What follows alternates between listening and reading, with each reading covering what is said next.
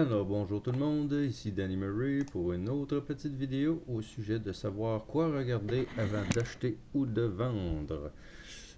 Pour les actions qui sont dues pour monter beaucoup, ce qu'on regarde évidemment c'est le niveau 2. Vient de voir 35 000 actions ici passer, vient de se refléter dans la quantité ici, il est à 195 000, puis là ça descend. Donc là présentement, on voit que c'est pas super, mais quand même, on va voir si jamais le 12 il s'en rajoute dessus, il y a toujours des acheteurs qui reviennent à la charge. Il y a deux choses à regarder pour une drop.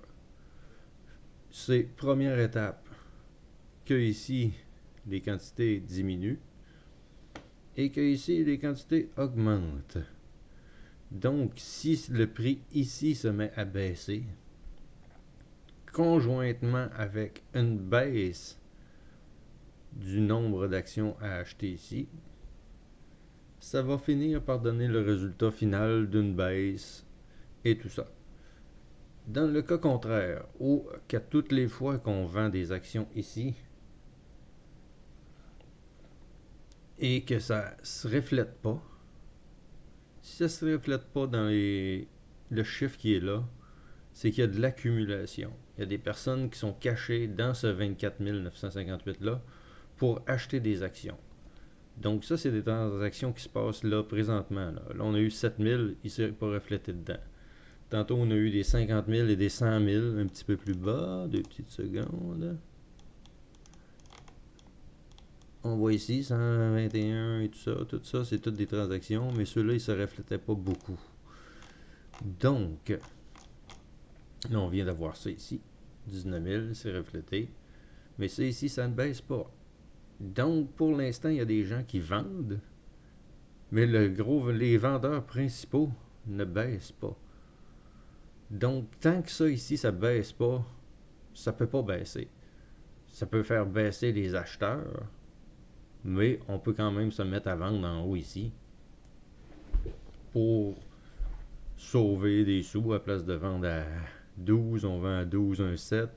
Ben, ça peut être des 25, 50, 75, 100 $, 200 $ de plus, juste en vendant à ce niveau-là. Donc, mais pour l'instant, il n'y a pas de stress tant que ce chiffre-là ici ne baisse pas. Première étape. Deuxième étape, qu'ici ça se mette à s'en aller. Depuis 2 jours, un exemple, on vend le 12, on descend à 11,9, le 12 revient. On descend à 11,9, le 12 revient. Ici, ça ne change pas. Tout ça, c'est de l'accumulation. C'est des acheteurs qui reviennent à la charge à tout coup. À toutes les fois qu'ils se vendent tout à 12, les gens trouvent que c'est un bon rabais à 12, donc ils reviennent toujours à la charge. Donc, conjointement avec le chiffre ici qui descend, ça ici qui est les quantités s'en aillent et que ça finisse par descendre, tout ça conjointement va donner une baisse. Dans le cas contraire, comme je vous dis, s'il y a de l'accumulation ici, puis on peut le voir pendant 15 minutes, mais on peut le voir pendant une demi-journée aussi, que toutes les fois que le 12 disparaît, il revient, donc ça baisse jamais. Il y a juste la partie en haut ici qui se passe de quoi, puis là, ça bouge pas. Donc, c'est vraiment regarder ça, exactement ça. On voit encore une petite quantité 2000 qui ne s'est pas reflétée. Le 20 000 ici, c'est pas reflété dedans. Donc, il y a quelqu'un qui est caché ici avec plus que 5000 actions achetées. Ça peut être là où on voit le premier signe moins bon. 169 000 qui vient de se mettre à 12,17. Ça, théoriquement, c'est pas bon de voir ça. Là, ce qui arrive dans ce cas-là, c'est que s'ils se vendent, si quelqu'un décide d'acheter tout ça, à partir de là, oui, ça va être bon signe. Parce que là, présentement, tout pointe vers le bas. Et si jamais tout ça change de côté, et que ça s'achète et tout ça, c'est très bon signe. C'est très bon signe pour une hausse éventuelle. Parce que ça voudrait dire qu'à toutes les fois que les vendeurs ici descendent, on les achète. On les achète, c'est des rabais tout coup. Là, on voit, ça vient de descendre. 12, 11, 3, 11, 9. Le 12 là, est-ce qu'il va se faire manger tout de suite dans les prochaines secondes, puis que le prochain ici va remonter à 12? On va le voir dans quelques secondes. Mais à la base, c'est vraiment un jeu de chiffres. Ah, le 12 vient de se faire acheter. Et on vient de se mettre à 12,08. C'est très bon. C'est excellent, ce qui veut dire que les acheteurs sont toujours là et ils vont revenir à la charge. À chaque fois que le 12 va arriver, probablement qu'ils vont décider de les acheter à chaque fois, puisque eux, ils vont acheter d'une braquette, par exemple, de 11,8 à 12,1. Donc, tout ce qu'il y a de 11,8 à 12,1, toutes ces quantités-là vont se faire acheter à chaque fois que quelqu'un va descendre à ces prix-là. Puisque pour l'accumulateur, c'est une moyenne que ça va donner au bout de la ligne. Puis lui achète probablement une moyenne d'environ de 12. Donc c'est ça qu'il faut regarder. J'espère que ça vous aide un petit peu à la compréhension. On va faire un mini résumé. Pour avoir une baisse, nous devons avoir les vendeurs qui baissent et les quantités d'acheteurs qui baissent aussi.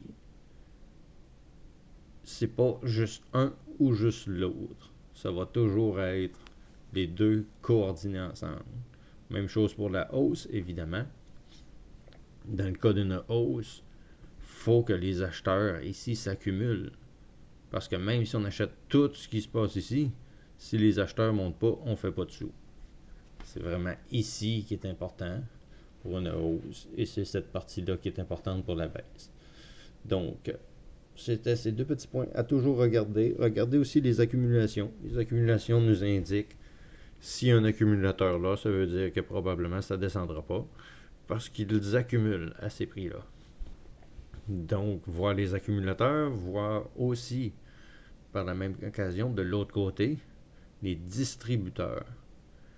Si par exemple on arrive ici à 12,15, il y en a 26 000 et que le prochain qui va en acheter, qui va être vert comme ça, là, qui va en acheter arrive puis qu'il n'achète 200 000 et que le 26 000 ne bouge pas, c'est très pas bon.